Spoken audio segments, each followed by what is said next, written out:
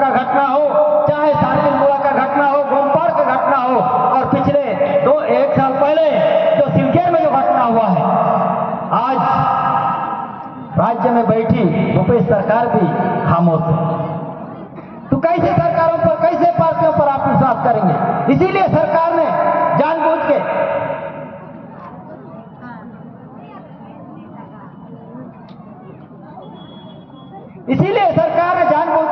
आदिवासी दिवस के दिन, मूल्यवासी दिवस के दिन, कई लोग बोलते हैं आदिवासी दिवस है, ये तो आदिवासियों का ही कार्यक्रम है।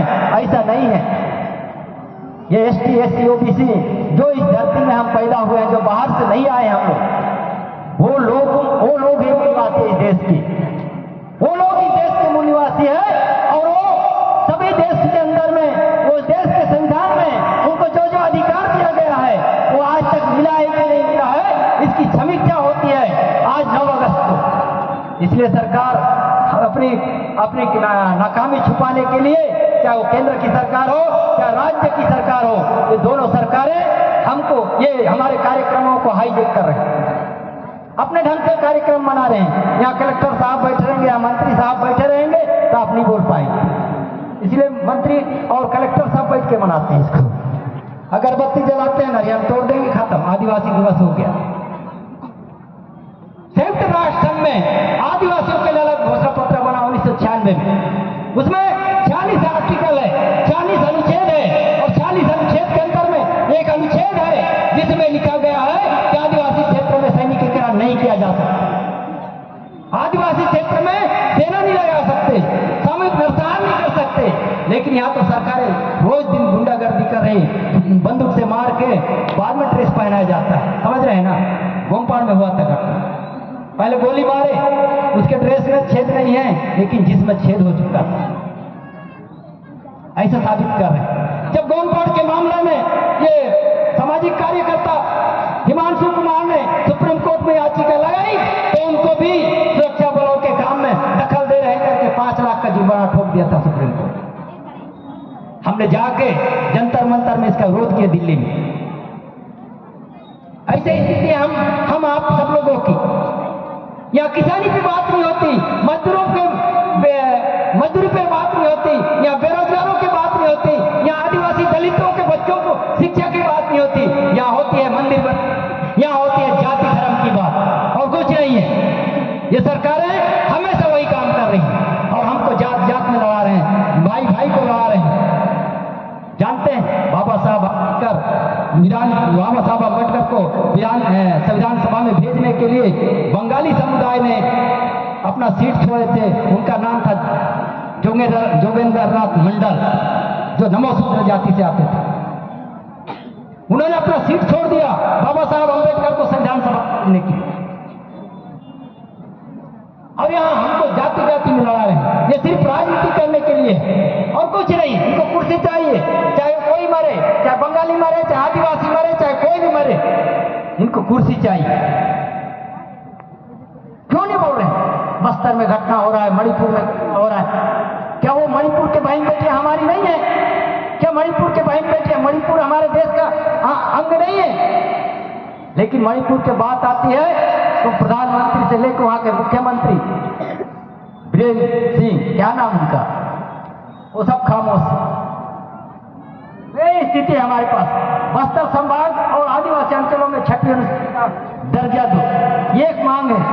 पहले भी अरविंद नेताम जी इस मुद्दे को उठाए थे बस्तर में, तो अरविंद नेताम जी के खिलाफ इतना ट्रक भर के ले गए कि ये लोग आदिवासी, यहाँ के गैर आदिवासियों को भरने वाले हैं, ये करने वाले हैं करके अरविंद नेताम को ही मारने वाले हैं। ऐसा लगा जी, अगर 6वीं अनुसूची यहाँ लागू हो जाता तो बाहर के लोग यहाँ जमीन नहीं खरीद पाते। पूर्वोत्तर राज्य में इसी बस्तर संभाग और आदिवासी अंचलों में ग्राम सभा अनुमति बिना स्थापित सभी पुलिस के, सेना के, चाहे कोई भी हो, कोई भी होना चाहिए। ये पहले मैं उस दिन भी 30 जुलाई को मैंने भट्ट से कहा था मानपुर में कि भाई यहाँ किसी के ऊपर आईपीसी की धारा लगाने के पहले समाज के प्रमुख को जानकारी देनी पुलिस को। पुलिस को समाज के प्रमुख को जानकारी देनी होगी, क्योंकि यहाँ कस्टमरी लॉ चालू है। कस्टमरी लॉ 13(3) का संविधान का अनुच्छेद 13(3) का मतलब कस्टमरी लॉ, ये संविधान बनने के पहले 1876 में अंग्रेजों ने हमको दिया, और इसको सबसे पहले बार जब कानून बना देश के अंदर तो 1935 में तो बोलते हैं गवर्नमेंट ऑफ इंडिया एक्ट में बाकायदा दर्ज किया गया, लेकिन कोई जानकारी नहीं लेते। आपको बताया नहीं, भले पाठ्यक्रमों में देवी देवताओं के को जोड़ेंगे, लेकिन ये संविधान के अधिकारों को कभी नहीं बताने वाले।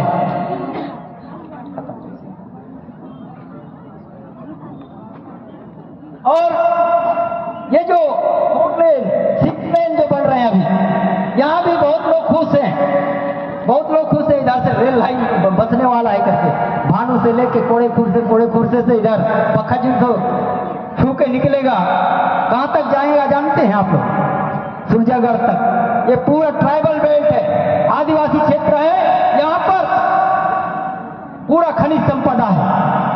वो यात्री ट्रेनें भेजने वाले नहीं है, वो माल ढोने के लिए बनाया जा रहा है। सुरजागढ़ तक ले जाएंगे। आप सोच रहे होंगे कि इससे हमारा विकास होगा। दिल्ली राजहरा में जब रेल लाइन खुली तो वहां के सेठ लोग, वहां के व्यापारी संघ वाले बहुत खुश थे। जब ट्रेन में भर भर के सामान डायरेक्ट यहाँ तक आने लगा तो वहां के व्यापारी लोग हड़ताल करने लगे, अरे हमारा धंधा चौपट हो गया कर। बहुत लोगों को ऐसे लग रहा है कि हमारा धंधा बहुत तेजी से चलेगा। वो डायरेक्ट वहीं से लाद के लाएंगे, या छोटे छोटे व्यापारी जो गाँव में धंधा करने वाले गाँव में पिकअपों में ढो के रोजी रोटी कमाते हैं, उनका भी छिन जाएगा रोजी रोटी। आप नहीं समझ रहे थे।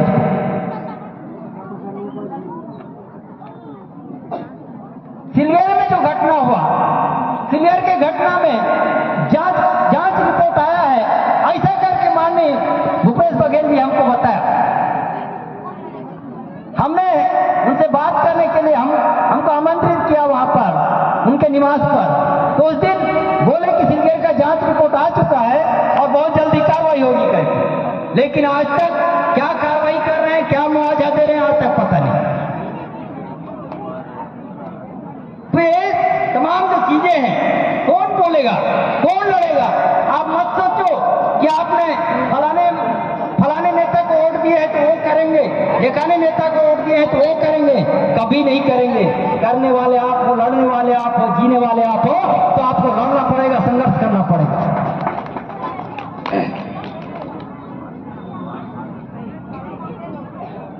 बहुत सारे मेरे पास मुद्दे हैं, लेकिन तो मैं ज्यादा और नहीं बोलूंगा, क्योंकि मुझे 3 जगह जाना था और मैं एक ही जगह अटेंड कर पाया हूं ऐसा लग रहा है। अभी फिर फोन आ रहा था लोहत्तर, जो धुमकुंडल ब्लॉक का कार्यक्रम लोहत्तर में। साथियों, खासकर कई युवाओं को, नौजवानों को, छात्र संगठन जो आज अच्छा शिक्षा के क्षेत्र में, इस क्षेत्र में जो काम कर रहे हैं, सभी जो नौजवान साथी हैं, उनको भी मेरा यही संदेश है कि आप निरंतर शिक्षा के लिए काम कीजिए। शिक्षा ही एक माध्यम है, पढ़ाई एक माध्यम है, शिक्षा ही एक माध्यम है जो आपके अधिकार को जन्माएगा, आपके अधिकार के प्रति भुलवाएगा।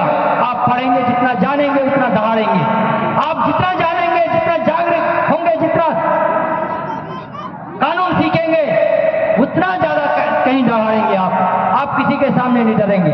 शरीर से आदमी ताकतवर नहीं होता, आदमी ज्ञान से ताकतवर होता है, दिमाग से ताकतवर होता है, शरीर से कोई ताकतवर नहीं होता। इसीलिए मैं बार बार ये बोलने का प्रयास कर रहा हूं कि ज्यादा से ज्यादा अपने बच्चों को शिक्षा दिलाने का प्रयास करो, अपने लोगों को पढ़ाने का प्रयास करो। सामाजिक शिक्षा, राजनीतिक शिक्षा, संवैधानिक शिक्षा, तमाम जो शिक्षा है, हमारा प्राकृतिक जो शिक्षा है, आदिवासियों का सदियों से जो शिक्षा है, तमाम शिक्षा को हर बच्चे को देना होगा, तभी आप शेर की तरह दहाड़ेंगे। हम तो बहुत देखे कागजों में डिग्री लेने वाले, IAS IPS बनने वाले बहुत सारे देखे हैं। आज तक कितने IAS आदिवासी दहाड़ते हैं। देखे शिशुपाल सोनी को, जो कलेक्टर रहे हमारे आदिवासी समाज के, विधायक बन के चूटी बन गए, चूटी बन गए। कितने आदिवासी मंत्री हैं गूंगे बन गए हैं। अभी जब बात आई थी कि भाजपा वालों को ऐसा बोल दिया, कोई ऐसा बोल दिया करके, मैंने बोला महान क्रांतिकारी भगत सिंह ने गूंगे बहरी सरकार को जगाने के लिए असेंबली में बम फोड़ा। मैंने नपुंसक नेताओं को बिल से बाहर निकालने के लिए अपने शब्दों का बम छोड़ा। सबकी हालत करा, सब दौड़े दौड़े बोल रहे हैं इसको ये करेंगे वो करेंगे। मैं बोला लगाओ, मैं जेल जाने के लिए तैयार हूं। मैं इसी बोला अपने डिबेट में भी, इंटरव्यू में भी यही बोला, मैं जेल जाऊंगा लेकिन अपने शब्दों को वापस नहीं लूंगा। क्या करोगे? और जेल भी गया, मर भी गया। मैं अपने आप को सौभाग्यशाली समझूंगा कि मणिपुर के बहनों के न्याय के लिए एक भाई ने, एक बेटा ने अपने बहनों के न्याय के लिए अपनी जान दे दी करके, ये पूरे देश में फैलेगा, बोला प्रयास बनेगा। इसलिए मैं नहीं डरता, बोला। साथियों, बहुत सारे वक्ता हैं और समय भी बहुत ज्यादा हो गया है। मैं ज्यादा ना बोलते हुए एक बार नारा लगा